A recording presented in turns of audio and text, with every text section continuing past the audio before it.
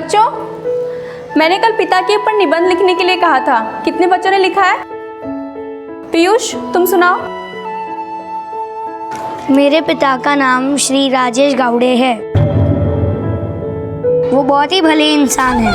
क्यों मार रहे हो मुझे? क्या गलती है मेरी? मेरे पिता एक ईमानदार कर्मठ व्यक्ति हैं। उन्होंने कभी किसी के साथ विश्वासघात नहीं किया। सब उनकी तारीफ करते हैं।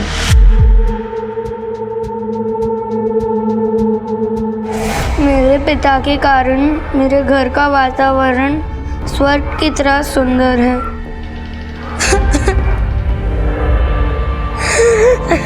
पीयूष,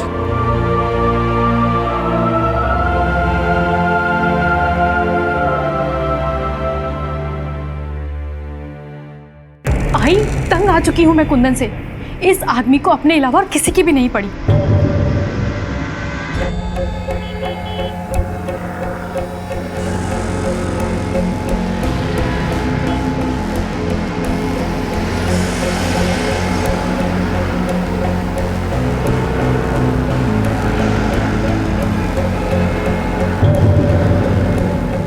रोज के झगड़े, रोज की मारपीट। ऐसा लगता है कि जैसे ये मुझे इसीलिए ब्याह के लाया हो।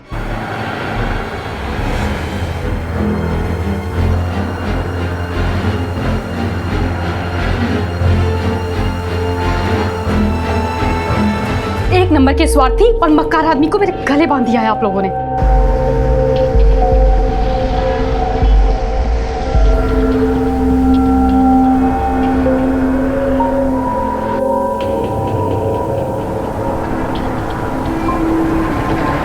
आई, अब बस बहुत हो चुका। मैं ऐसे घटिया आदमी के साथ और नहीं रह सकती। तलाक चाहिए मुझे। नजर या नजरिया दोनों सच और झूठ हो सकते हैं, या गलतफहमी के शिकार भी। एक बच्चे को अपने पिता पर अटूट विश्वास है और एक पत्नी को अपने पति पर अविश्वास। क्या ये किरदार एक दूसरे से कोई वास्ता रखते हैं, और अगर हाँ तो किस कदर और क्यों? और कितने वाजिब हैं इनके ये विश्वास और इल्जाम, और हकीकत के कितने करीब है इनकी नजर और नजरिया?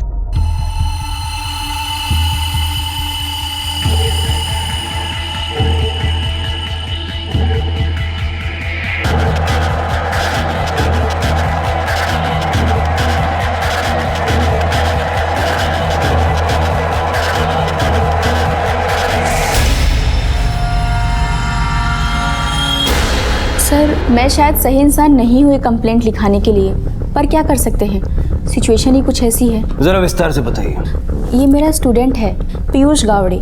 इसके पापा पिछले 3 दिन से घर पर नहीं आए हैं। बेटा, क्या तुम्हारे पापा सचमुच 3 दिन से घर नहीं आए? जी अंकल, उस दिन सुबह ऑफिस गए थे, फिर अभी तक वापस आए ही नहीं। क्या नाम है उनका? राजेश गावड़े। क्या करते हैं? इंजीनियर हैं। बेटा, तुम्हारे साथ घर में और कौन कौन रहता है? मैं, मम्मी, पापा और आजूबा कभी कभी आते हैं। पीयूष बेटा, अंकल को वो वाली बात बताओ। कौन सी बात? बोलो बेटा। मैंने मम्मा और आजूबा को बोलते हुए सुना कि पापा को मार देते हैं। सर, इतने छोटे बच्चे की बात के ऊपर कैसा यकीन किया जा सकता है? हो सकता है वो लोग कुछ और बोले होंगे और बच्चे ने कुछ और सुना होगा। और सर, बच्चे अक्सर दूसरों का अटेंशन पाने के लिए झूठ बोला करते हैं। शिर के बच्चा झूठ बोल रहा है या सच, ये तो उसके घर जाकर ही पता चलेगा।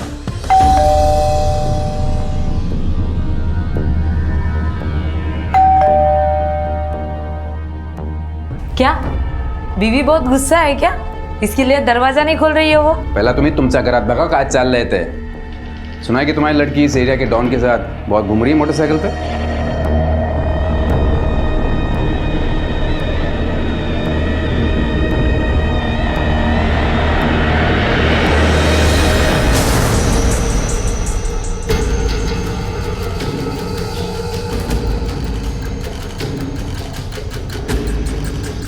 मनीषा, मनीषा,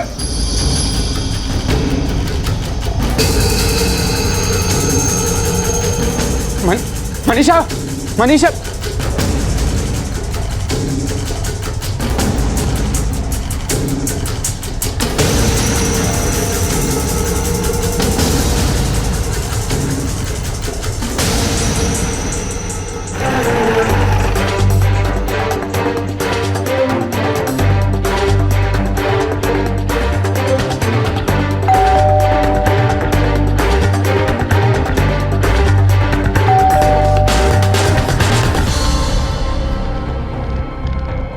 राजेश गावड़े यहीं रहते हैं। जी हाँ, जरा बुलाइए उन्हें। वो घर पर नहीं है। कब से? आज सुबह से। आज सुबह से या 3 दिन पहले से?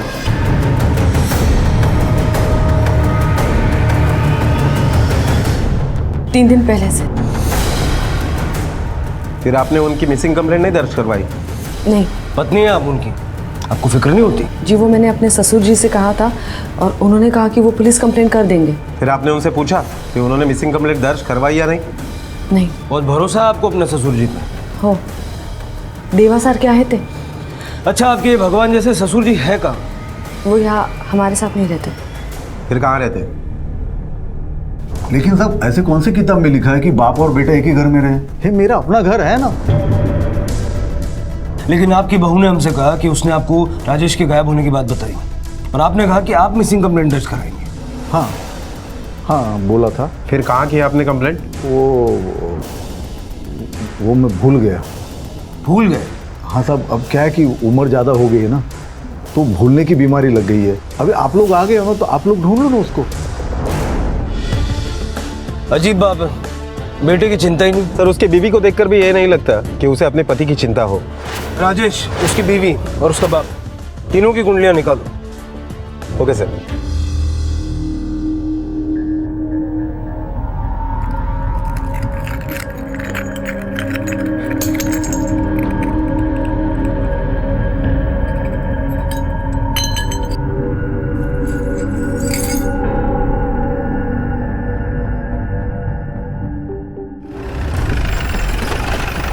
हाँ ठीक है सर। हमारे लोगों ने राजेश के घर और उसके ऑफिस के आसपास पूछताछ की। राजेश वाटर डिपार्टमेंट में असिस्टेंट डिविजनल इंजीनियर का काम करता था। 3 दिन पहले रोज की तरह शाम को 6 बजे वो ऑफिस से निकला तो था, लेकिन घर पहुंचा नहीं।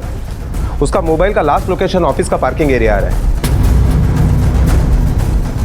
कार भी वही खड़ी है और मोबाइल तब से बंद है। अंदर की तरफ पीयूष, दरवाजा खोल। कब तक अपने आप को बंद रखेगा अंदर? हाँ, भूख लगेगी तो मेरे पास ही आएगा ना, तब देखती हूँ तुझे।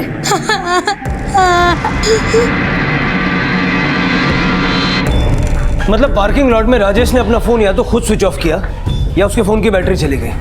शिरके, लेकिन सवाल फिर भी ये रहता है कि वो पार्किंग लॉट में अपनी गाड़ी छोड़कर क्यों गया? किसी ने उसे देखा? नहीं सर, और पार्किंग एरिया में कोई सीसीटीवी कैमरा भी नहीं है।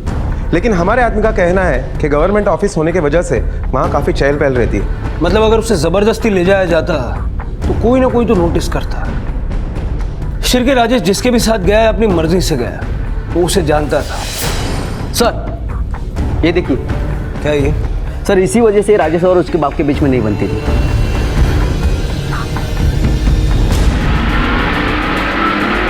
राजेश का बड़ा भाई का आशीष गावड़े नाम है ना उसका, कहाँ है वो? पता नहीं। आप वाटर डिपार्टमेंट में थे ना, बाद में दोनों लड़कों को लगवाया।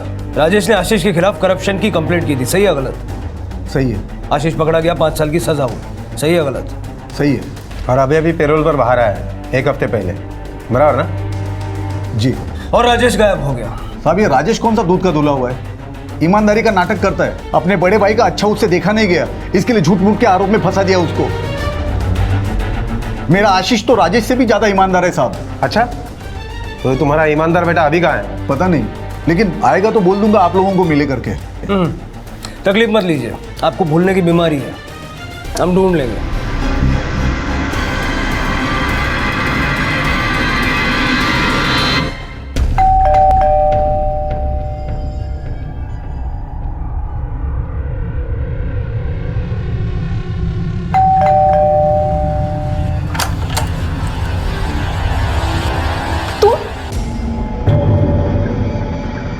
यहाँ क्यों आए हो?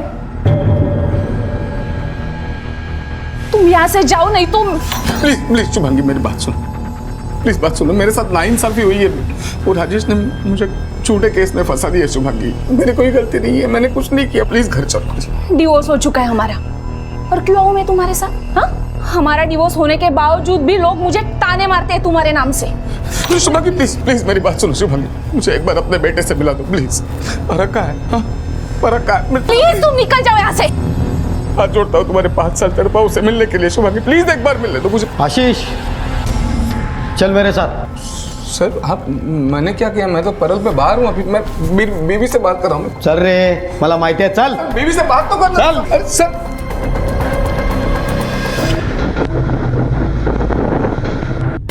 आई मला प्लीज सांगा ना मनीषा कुठे आहे? वो फिर से चली गई है और इस बार तो मुझे बताया भी नहीं कि वो कहाँ है. सब कुछ उलट पुलट कर दिया घर में.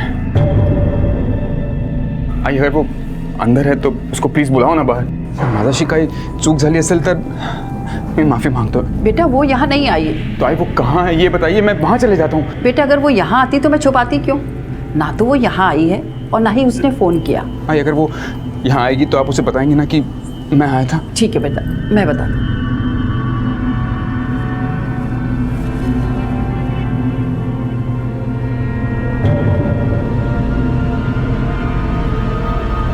अरे एक बात बताओ, मनीषा इधर भी नहीं आई, कहीं उसका कोई चक्कर तो नहीं चल रहा है? या आप अपनी बेटी के बारे में ऐसा बोल रहे हैं? उसके बारे में ऐसा बोलते शर्म नहीं आती? अरे पूरा जमाना बेशर्म हो गया है, मैं शर्म करके क्या करूं? बोल, कहाँ है तेरा भाई राजेश? बोल. मुझे नहीं पता सर, मुझे नहीं पता. बच्चे की कसम साहब, मुझे नहीं पता. बच्चे से बहुत प्यार है ना तुझे, और राजेश की वजह से तेरा बच्चा बीबी सब तुझे छोड़कर चले गए, और इसीलिए बदला लेने के लिए तूने राजेश को उठवाया है ना? ऐसा वैसा नहीं है सर. ऐसा मारो मत साहब, मारो मत साहब. कुछ नहीं किया सर. लेकिन एक बात सच कहूं साहब, अगर मैंने राजेश को वाकई उठाया होता ना तो आज आपको उसकी लाश मिलती साहब, और वो पिसा और टुकड़ा में बटी हुई. गुरुवारी संध्याकाळी कुठे होतोस? कहाँ था गुरुवार की शाम को? वही जस्मिन बार में साहब. जब से बाहर आया हूँ हर शाम को वहीं पे रहता हूँ. आप वो मैनेजर है मुकेश अन्ना, उससे पूछ लो ना साहब.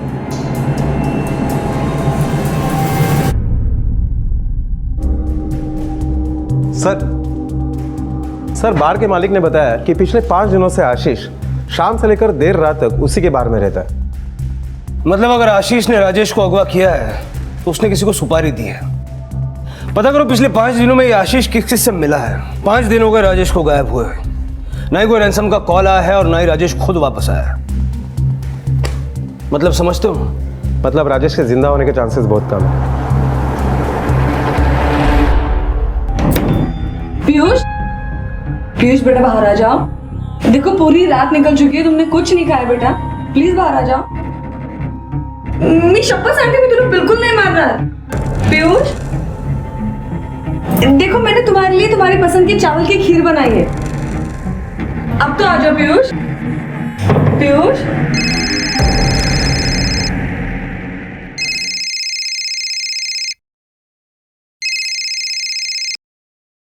हेलो.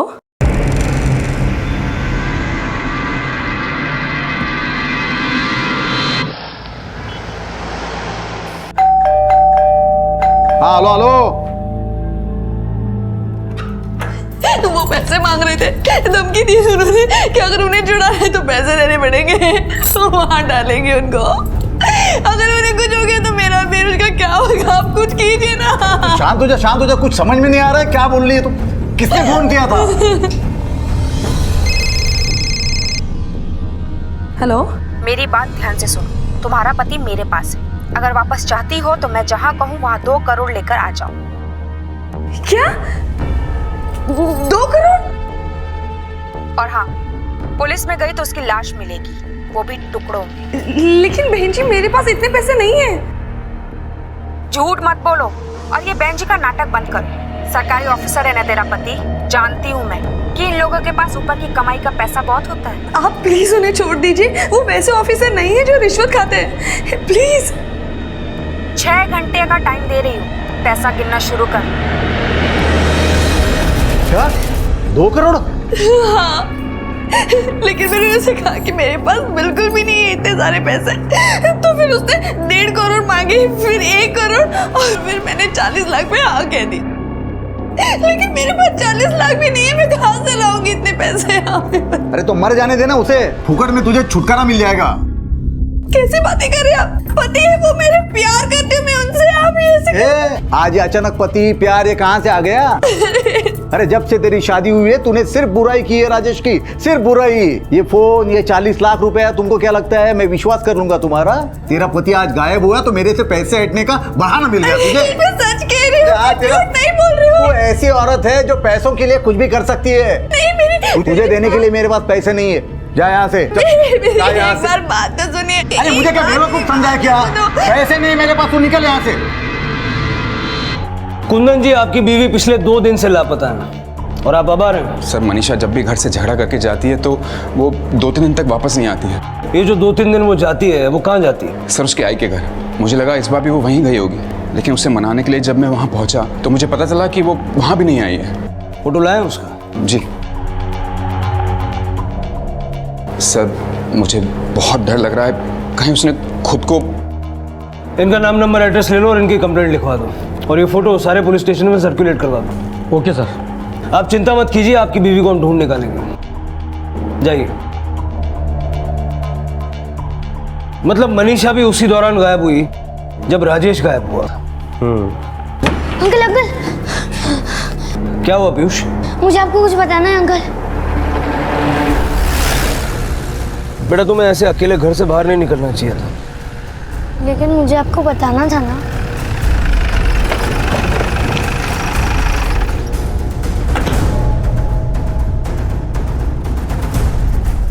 ठीक है, पूनम के मोबाइल का लोकेशन ट्रेस करो, हमें उस तक जल्द से जल्द पहुंचना है। Okay sir.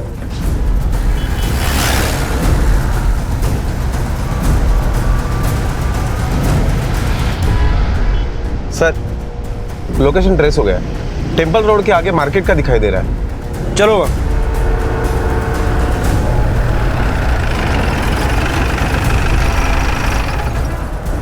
और बड़े बच्चे के पास रुको। Yes sir. पूनम यहीं कहीं है, फैल जाओ।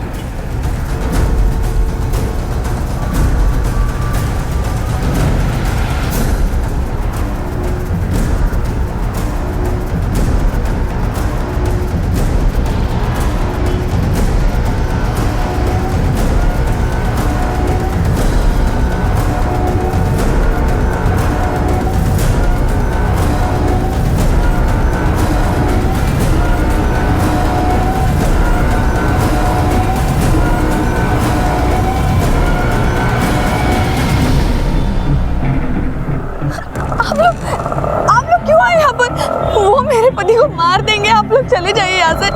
मैं ये पैसे देकर अपने पति को छुड़ा लूंगी। मुझे आप लोगों की मदद की जरूरत नहीं है। जा। बैग लो। नहीं मैं बैग नहीं दूंगी।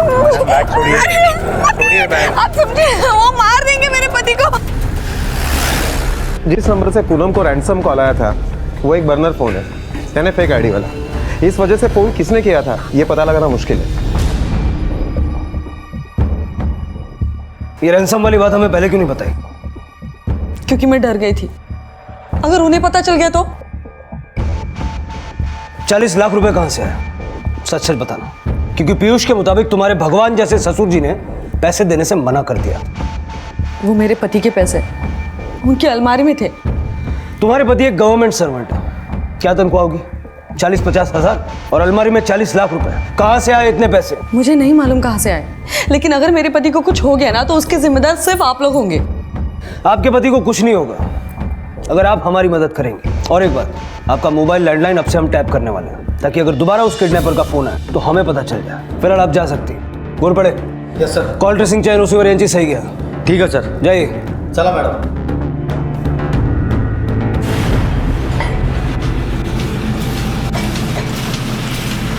भाई साहब, ये फोटो छपानी मिसिंग कॉल मध्ये, उसके नीचे ये मेरा नंबर भी लिख दीजिएगा। ये भी लिखिए कि मैं उसकी बहुत राह देख रहा हूँ, जहाँ भी है जल्दी वापस आ जाए। आणि हे पण लिहा कि खबर देने वाले को 10,000 का इनाम मिलेगा। ताज्जुब की बात है, सबका कहना है कि राजेश एक ऑनेस्ट ऑफिसर है जिसने अपने भाई को भी नहीं बख्शा। फिर उसके घर में 40 लाख कैश कहां से आया? और किडनैपर को कैसे पता चला कि उसके पास ऊपर का पैसा है? सर मुझे लग रहा है हम लोग गलत जा रहे हैं। शायद राजेश का बाप सच बोल रहा है कि राजेश ऑनेस्टी के आड़ में पैसा खा रहा है।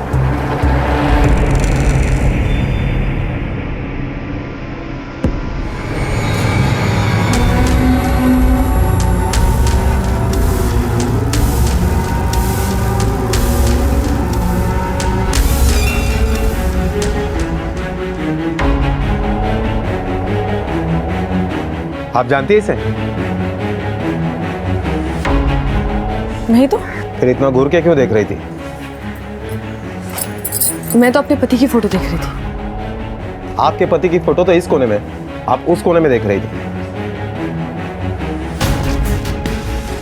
नहीं, मैं अपने पति की फोटो ही देख रही थी। चलो पीयूष। सर मुझे 100% यकीन है कि पूनम मनीषा गायकवाड़ का ही फोटो देख रही थी। शिरके मुझे भी अब ये लगने लगा है ये दोनों केसेस एक दूसरे से कनेक्टेड हैं। क्या राजेश और मनीषा का एक ही दिन गायब होना सिर्फ एक इत्तेफाक था? पूनम लगातार मनीषा की तस्वीर को घूरे जा रही थी। आखिर क्या संबंध था राजेश, पूनम और मनीषा के बीच? लोगों के मुताबिक राजेश एक ईमानदार और गैरतमंद ऑफिसर था, तो फिर उसके पास 40 लाख जैसी बड़ी रकम कैसे थी? क्या यह वाकई सिर्फ अपहरण का मामला था या फिर कुछ और था इस केस की जड़ में? पुलिस इन सवालों के जवाब ढूंढ ही रही थी कि तभी पुलिस को दादर में एक औरत की चेहरा जली हुई लाश मिली, जिसकी पहचान के लिए उन्होंने कुंदन को तलब किया।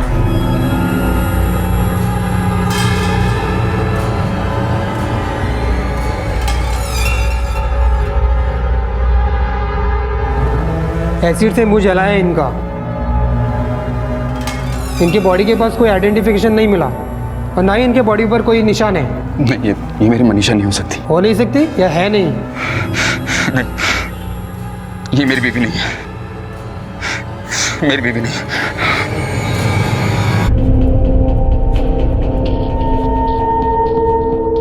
ये लो। मम्मी पापा आ जाएंगे ना? उनको भी तो भूख लगी होगी। आ जाएंगे बेटा, पापा जरूर आएंगे। तुम पहले खा लो।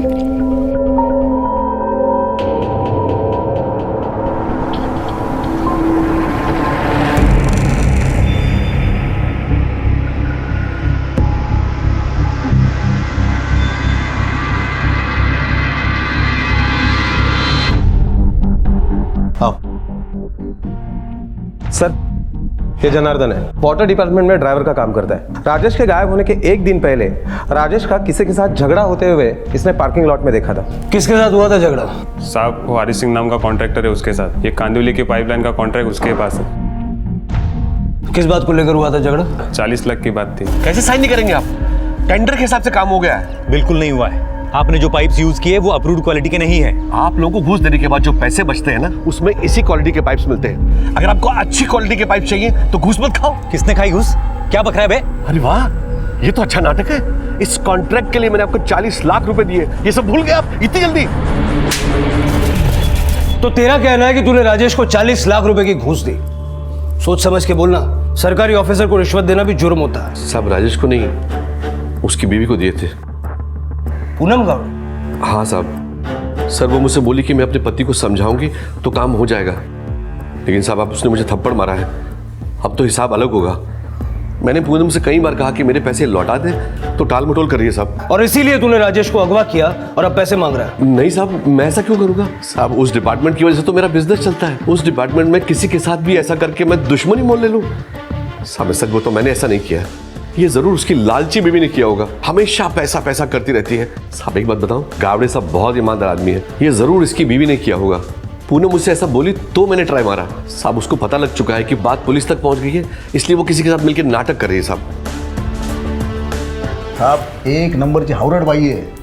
तो पैसों के लिए अपनी इज्जत भी बेच सकती है ये। अरे शादी करके इस घर में आई, दूसरे दिन से पैसों के लिए खिटपिट शुरू कर दी। हाँ, अगर आप लोग बोलोगे कि पैसों के लिए पूनम ने राजेश को उठवाया है तो मुझे धक्का नहीं लगेगा, लेकिन राजेश के साथ जो हो रहा है ना, अच्छा ही हो रहा है। अपने भाई की जिंदगी बर्बाद करने की सजा मिल रही उसको। इस औरत को पहचानते हो? नहीं साहब। कौन है ये? शिरके ऐसा करो, पूनम की फोटो मनीषा के माँ बाप को दिखाओ। शायद वो लोग जानते होंगे कि पूनम और मनीषा के बीच क्या कनेक्शन है। Okay sir. इसे पहचानते हो? ये तो पूनम है, मनीषा की सहेली। शिरके कहीं ये कांड दोनों सहेलियों ने मिलकर तो नहीं किया? दोनों को अपने पति से छुटकारा चाहिए था। पैसों की जरूरत दोनों को है। एक काम करो, इस पूनम को लेकर आओ। Okay sir. हाँ सर। मनीषा मेरी बचपन की सहेली। शादी के बाद हम दूर हो गए थे, लेकिन कुछ ही महीनों पहले हम फिर से मिले। फिर कई बार हमारी बातचीत हुई। तो उस दिन हमसे झूठ क्यों बोला? वो मैं डर गई थी, मुंह से निकल गया। और वो 40 लाख तुम्हारे पति के ही हैं या वो भी मुंह से निकल गया था? हमने उस कॉन्ट्रैक्टर से बात की जिससे तुमने पैसे लिए। अब अगर अपने पति को वापस देखना चाहती हो तो सच बोलो। हाँ सर, मैंने हरि सिंह से पैसे लिए थे और राजेश को इस बात का पता चल गया। कहाँ है वो 40 लाख? मैंने कहा ना, मैंने वैसे नहीं लिए। आपका कॉन्ट्रैक्टर आपको झूठ बोल रहा है। वो क्यों झूठ बोलेगा? हाँ देख, मैं वो इंसान हूँ जिसने अपने छोटे भाई को भी रिश्वत लेते हुए पकड़वाया था। देख, चुपचाप वो पैसे लौटा दे, नहीं तो तेरी भी पुलिस कंप्लेंट कर दूंगा। फिर जेल में बैठ के गिनना पैसे।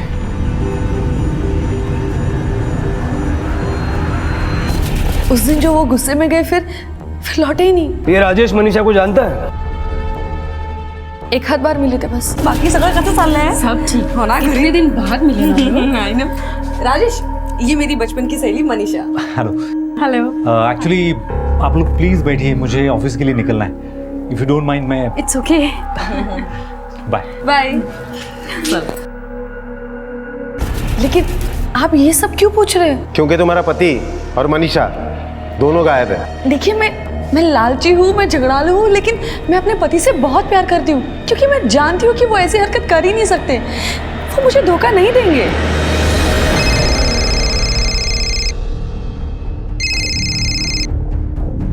हेलो, हाँ PSI शिर्के बोलते हो? क्या?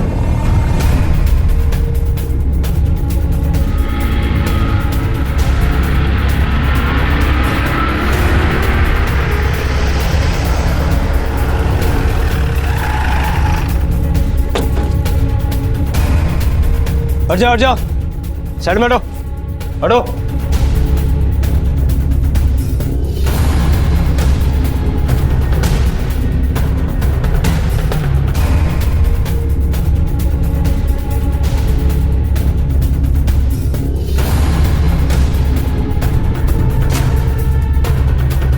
सर, जिसने भी मारा है बहुत बेरहमी से मारा है।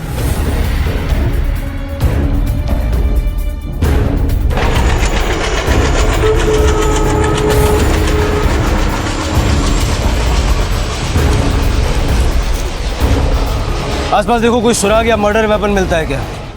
मुझे लगता है रॉड जैसी किसी चीज से उसकी जान निकलने तक उसको मारा गया है। पंचनामे के बाद बॉडी को पोस्टमार्टम के लिए भेज दो। Okay sir.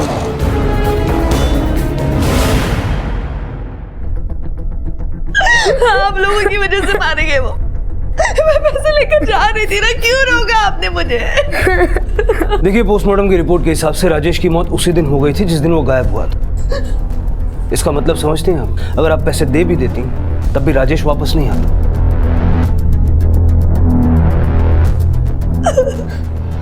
शिर्के, हमें उस औरत को ढूंढना होगा जिसने पैसों के लिए कॉल किया था। शायद वो मनीषा हो। उसे अपने पति से छुटकारा चाहिए था और इसके लिए उसे पैसों की जरूरत तो होगी। हो सकता है। मम्मा, पापा कभी वापस नहीं आएंगे ना? नहीं बेटा, मैं हूं ना। अब से मैं तुम्हारे पापा भी बनूंगी और माँ भी। जितना प्यार वो तुमसे करते थे ना, उससे कहीं ज्यादा प्यार करूंगी। अब तुम्हारा भविष्य ही मेरी जिंदगी का मकसद होगा।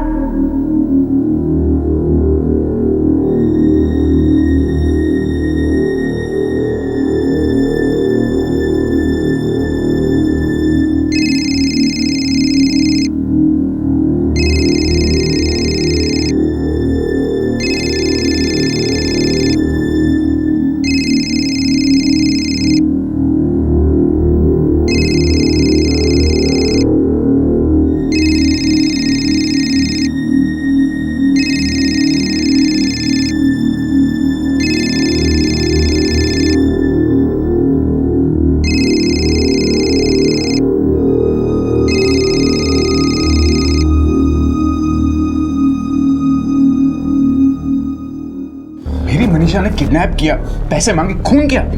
देखिए, हमें अभी सिर्फ शक है। क्या बात कर रहे हैं आप? पुलिस वाले तो कुछ भी इल्जाम लगाएंगे। शिर्के, इसे जानते हो? जी नहीं, मैं नहीं जानता इसे। मनीषा को कभी इसके साथ देखा है? कुछ ज़्यादा नहीं हो रहा इंस्पेक्टर साहब? ऐसी बातें करने से अच्छा इस वक्त आपको मनीषा को ढूंढना चाहिए। उसे तो हम ढूंढेंगे, साथ में इस आदमी के खूनी को भी ढूंढना है। पुलिस को इस बात का आभास था कि राजेश का कत्ल और मनीषा का गायब होना एक ही सिक्के के दो पहलू थे, लेकिन मनीषा के अब तक ना मिल पाने से यह केस उलझा हुआ था। संदिग्धों की एक लंबी लिस्ट थी जिसमें पूनम, मनीषा, आशीष, प्रताप और हरि सिंह के नाम दर्ज थे। इन सब के पास राजेश के कत्ल और अपहरण का मकसद था, लेकिन इनमें से जो कातिल था उसकी पहचान सबूतों के अभाव में अभी धुंधली थी। और तभी पुलिस के हाथ कुछ ऐसा लगा जिसने इस केस की दिशा ही बदल दी। साहब, हर बार मुझे लगता था कि राजेश ऑनेस्ट होने का नाटक कर रहा है, लेकिन ऐसा नहीं था। पर मुझे यह शक जरूर था कि राजेश का कोई ना कोई चक्कर चल रहा है बाहर। वो हुआ यूं कि कुछ दिन पहले मैं मेरा पेंशन लेने के लिए मेरे ऑफिस गया था, तो लौटते वक्त मैंने राजेश को एक औरत के साथ देखा। वो दोनों ऐसे बर्ताव कर रहे थे जैसे आजकल के छोकरा छोकरी करते हैं। तो साहब मैं समझ गया जो समझना था। तो ये बात हमें पहले क्यों नहीं बताई? साहब मेरे घर की बात है, लोगों के सामने क्यों लाऊं? ये वही औरत थी ना? नहीं, वो ये नहीं थी। जरा गौर से देखिए। याददाश्त कमजोर हो गई साहब, आंखें अच्छी है मेरी। आपको हमारे साथ पुलिस स्टेशन चलना होगा, स्केच बनाने में हमारी मदद करनी पड़ेगी।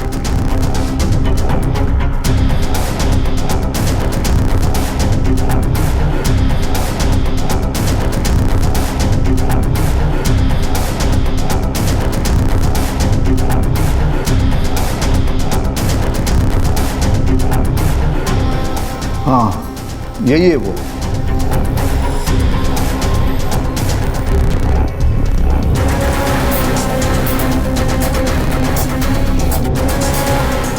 ऐसे दिखते थे? हाँ, यही है वो।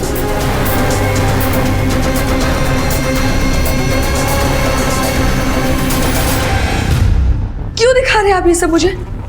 मैंने आपसे कहा ना, मुझे अपने पति पर पूरा भरोसा है। वो और किसी दूसरी औरत के साथ ऐसा हो ही नहीं सकता। वो ऐसी हरकत कर ही नहीं सकते। आपके ससुर ने ही बताया? झूठ बोल रहे वो, बदला ले रहे मेरे पति से। वो और उनका बड़ा बेटा दोनों ही मिले हुए हैं। देखिए, हम इस बात को नहीं मानते कि राजेश का कहीं कोई चक्कर है, लेकिन इस बात की तहकीकात करना हम जरूरी समझते हैं। आप जरा एक बार देखिए, राजेश की खूनी तक पहुंचने के लिए इसकी पहचान जरूरी है। नहीं, मैंने इस चुड़ैल को कहीं नहीं देखा है। एक minute,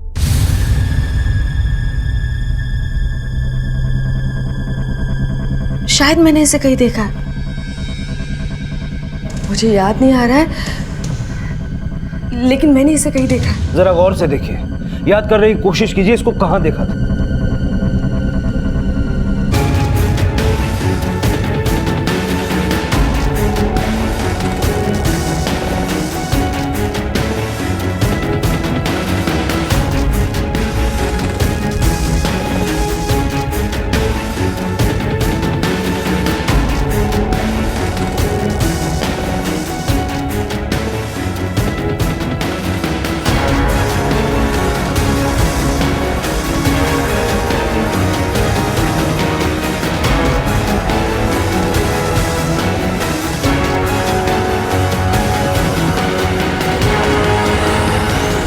Sir, why have you brought me here?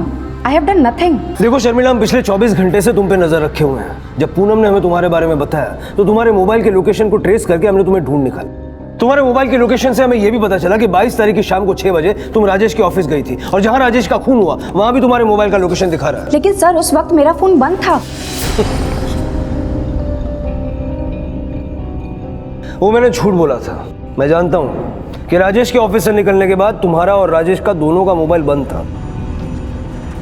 अब ये जो हमारी लेडी कांस्टेबल है ना, उसका हाथ तुम पर पड़ जाए इससे पहले सारा सच उगल जाए।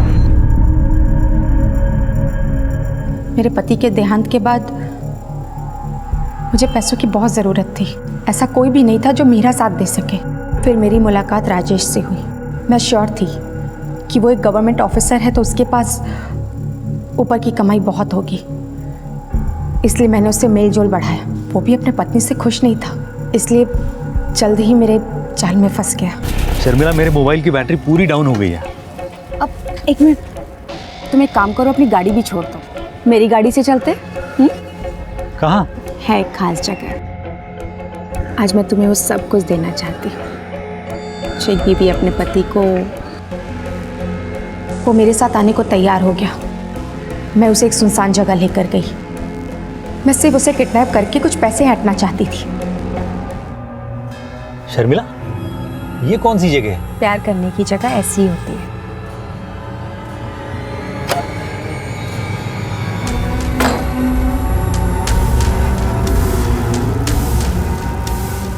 बहुत ही खाली जगह है शर्मिला। उसके बाद मैंने उसकी बीवी को फ़ोन किया और पैसों की डिमांड की, लेकिन जहाँ वो पैसे देने आने वाली थी वहाँ आप लोग पहुँच गए और मेरा सारा प्लान फेल हो गया। शर्मिला, राजेश एक नेक ऑफिसर था, नॉन करप्ट। अब किसी ने तुमसे ये कह दिया कि उसके पास ऊपर का बहुत सारा पैसा है। हम जानते हैं किसने तुमसे ये कहा, लेकिन तुम्हारे मुंह से सुनना चाहते हैं। बोलो बोलो। सब वो मेरे भाई ने कहा था।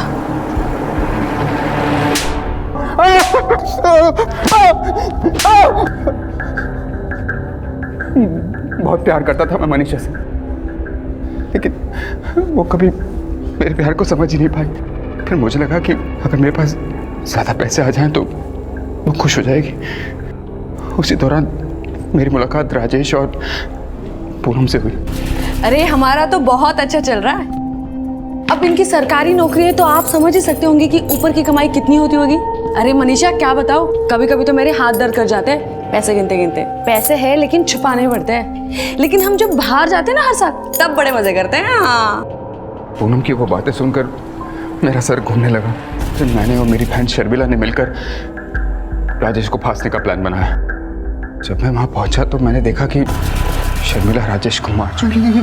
क्या किया तुमने? मैं सिर्फ इसे बेहोश करना चाहती थी। पैसों के लिए तूने कॉल नहीं किया, शर्मिला से करवाया। क्यों? सर, मैं अपनी उलझनों में फंसा हुआ था।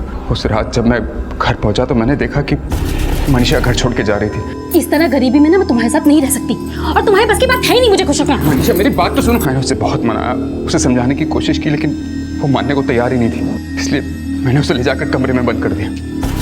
2 दिन बाद हमारा फिर से झगड़ा हुआ। मनीषा, मनीषा, मनीषा, मनीषा, मनीषा, मनीषा। फिर मैंने उसकी बॉडी एक सुनसान जगह पे फेंक दी। इसके लिए पैसों के पीछे भागा, वही चली गई। मैंने जानबूझकर उसकी बॉडी को आइडेंटिफाई नहीं किया।